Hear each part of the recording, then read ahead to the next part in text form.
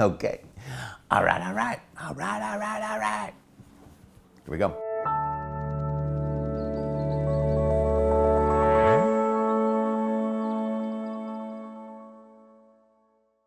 Hi, my name is Father Mike Schmitz, and this is Ascension Presents. I might have shared before that St. Francis Xavier is my patron saint. When I was confirmed, I was told you can get a confirmation saint. And I'm like, well, who do I choose? Because there are a lot of saints. There are so many different saints. But I really like St. Francis Xavier because of a couple reasons. One is he was a track star at the University of Paris. And I thought, I want to be a track star, even if it's not in Paris, somewhere. Secondly, he is the patron saint of missionaries. St. Francis Xavier has these stories of him going to India.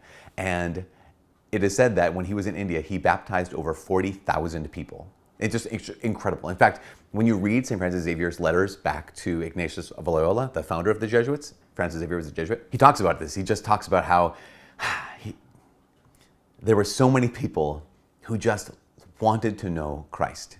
That, in fact, when he arrived, there were some people who, he said, the only thing they know about being a Christian is that they're Christians. They don't know what it means, though. And he just would teach constantly and baptize constantly, and just like, it's amazing. But actually, he's a co-patron of missions, or co-patron of missionaries. The other patroness, is St. Thérèse of Lisieux. So if St. Francis Xavier is the patron of missionaries, it makes sense because he traveled thousands of miles and evangelized tens of thousands of people.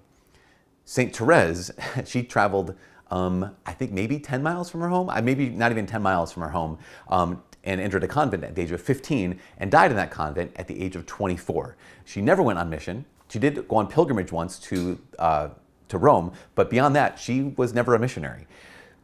And one of the things the church reveals in this is that here is St. Francis Xavier, who travels, again, brings the gospel to all these people. Here's Thérèse, who doesn't travel and bring the gospel to all these people. One of the things the church is communicating to us by naming both of them patron saints of missionaries is, I read once, what really matters about the missionary is not the legs, but the heart. What really matters about the missionary is not the legs, but the heart. So what made St. Francis Xavier a great missionary, patron of missionaries, is not the fact that he traveled a long ways, not that he talked a lot about Jesus and evangelized. What makes St. Thérèse a great missionary is not that she went anywhere.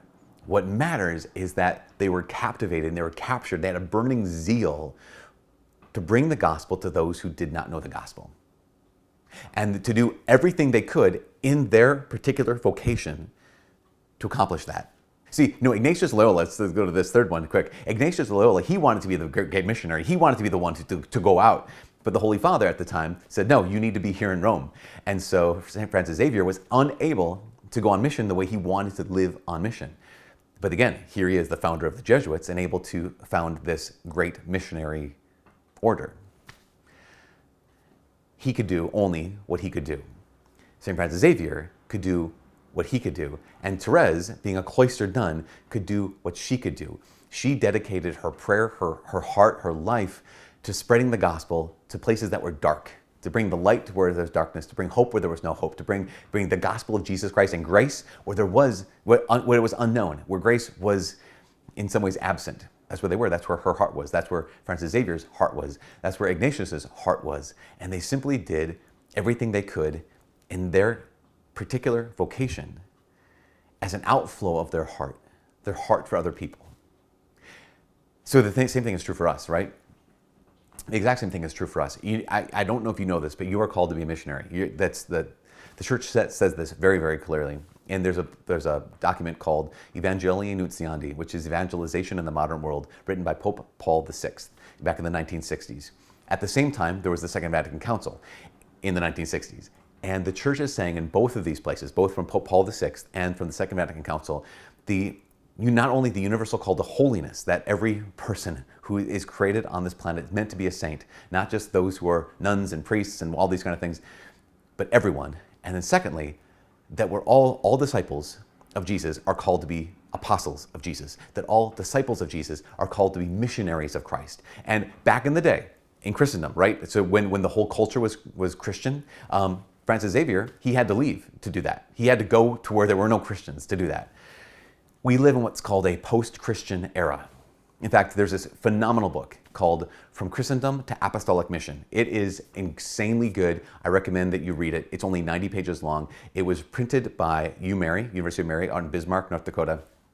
It's insane. So it's called From Christendom to Apostolic Mission. And one of the theses of this little book is that we do not live in Christendom anymore. We don't live in a culture that actually supports the gospel. That you will teach something at home and something at church, and they're going to teach something completely different in the public school.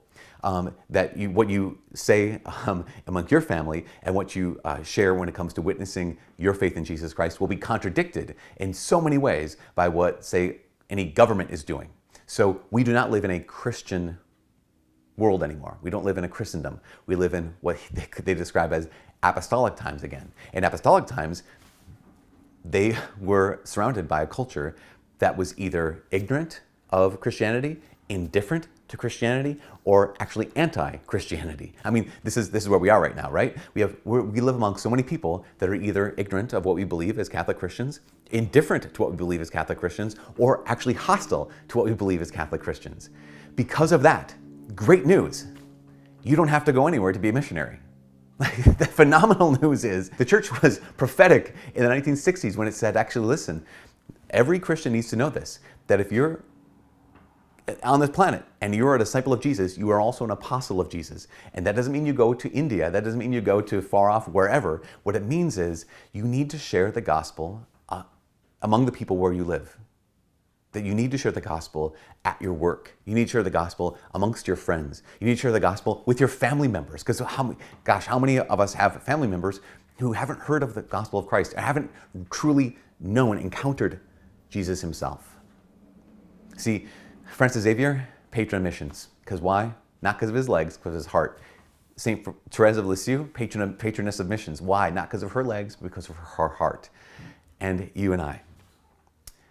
Maybe someday co-patrons of missions, not because we went somewhere far off, but because we simply shared the gospel where we were planted. We simply brought hope to the person next door. We brought grace to our office. We brought the light of Jesus to our classroom, or to our operating table, or to wherever it is that you live and you work. I ask St. Francis Xavier to pray for me all the time, St. Thérèse to pray for us all the time.